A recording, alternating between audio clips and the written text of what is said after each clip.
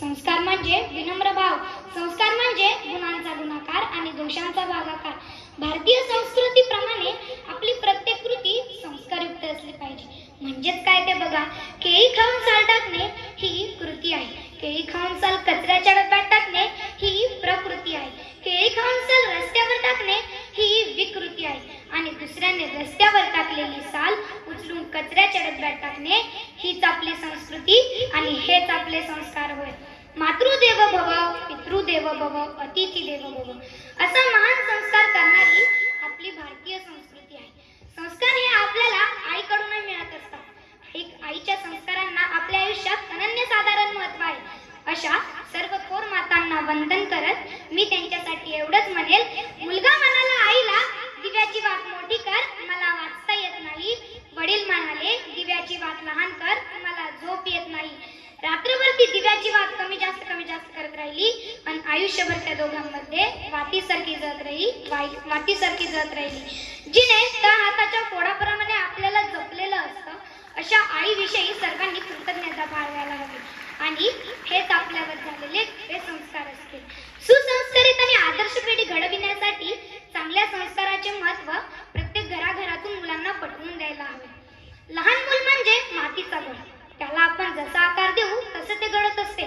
चिखलाचा गोळा ओला असतानाच आपण त्याला हवा तसा आकार देऊ शकतो, पण एकदा का तो चिखलाचा गोळा वाळला मग मात्र पर्याय नाही. म्हणून बालवयातच योग्य ते संस्कार दिले तर जीवनाचे सोने झाल्याशिवाय राहणार नाही. मनाला विचारांची, विचारांना ज्ञानाची, ज्ञानाला सत्कर्माची जोड देणे म्हणजेच संस्कार. समुद्रात भरकटलेल्या जहाजाला दिशा दाखविण्यासाठी होका यंत्राची गरज असते. होका यंत्र नसेल तर जहाज कोठेही भरकटू शकते. तसेच संस्काराशिवाय जीवन एखाद्या भरकटलेल्या जहाजाप्रमाणे असते. पूर्वी आजी आजोबा हेच मुलांच्या संस्काराचे पहिले विद्यापीठ असे, पण आज विभक्त कुटुंब पद्धतीमुळे आजी आजोबा हरवले आहेत. आजच्या धावपळीच्या जीवनात आई वडिलांना मुलांसाठी वेळ नाही. टीव्ही, मोबाईलचा अति प्रमाणात वापर यामुळे मुलांची वाढ नको त्या पद्धतीने होत आहे. शिक्षणासाठी आई वडील कर्ज काढून मुलांना शिकवतात. तीच मुले मोठी झाल्यावर सर्व काही मिळवतात, पण आई वडिलांना मात्र वृद्धाश्रमाचा रस्ता दाखवतात. मग आई वडिलांना प्रश्न पडतो की आपण नेमके काय देण्यात कमी पडलो? तर याचे उत्तर आहे संस्कार. मुलांसाठी गडगंज संपत्ती कमविण्यापेक्षा त्यांना सात्विक विचारांचा प्रेमळ ठेवा द्या आणि हा ठेवा म्हणजेच संस्कार होय. सिंधुताई सपकाळ यांनी अनेक अनाथांना ज्ञानाचे पंख दिले, ते फक्त संस्कारामुळेच. संस्काराची ओळख my sisters and brothers of America या एकाच वाक्याने साऱ्या जग जिंकणाऱ्या स्वामी विवेकानंदांनी करून दिली.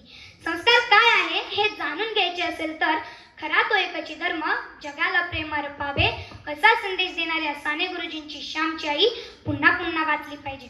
इतिहासात डोकावलं तर छत्रपती शिवरायांना घडविणाऱ्या संस्काररूपी जिजाऊंना समजून घ्यावे लागेल. 10 वर्षांचे शिवबा एकदा प्रचंड वेगाने घोडा पळवत होते. हे पाहून जिजाऊंनाही खूप आनंद झाला. अचानक शिवबा घोड्यावरून खाली पडले, त्यांच्या पायाला लागले, तोंडात माती गेली. आपण पडल्यावर आपल्या आईने आपल्याला जवळ घ्यावे असे भान शिवबाला वाटले, परंतु असे काहीच घडले नाही. उलट जिजाऊ तेथून उठून राजमहालात निघून गेल्या. शिवराय स्वतः उठले व चालत चालत राजमहालात गेले. तेथे पोहोचल्यानंतर जिजाऊंनी त्यांना हृदयाशी कवटाळले व विचारले, बाळ खूप लागले का? त्यावर शिवराय म्हणाले, मी पडलो तेव्हा तुम्ही माझ्या जवळ नाही आलात. त्यावर जिजाऊंनी काय छान उत्तर दिले, ऐका.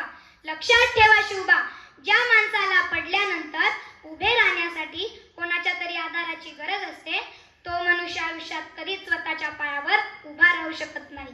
खऱ्या अर्थाने यालाच म्हणतात संस्कार आणि हीच आपल्याला आई वडिलांकडून मिळालेली संस्काराची शिदोरी होय.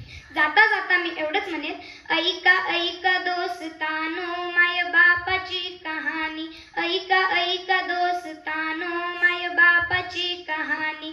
बाप नारळी खोबर माय नारळाच पाणी, माय नारळाच पाणी. धन्यवाद.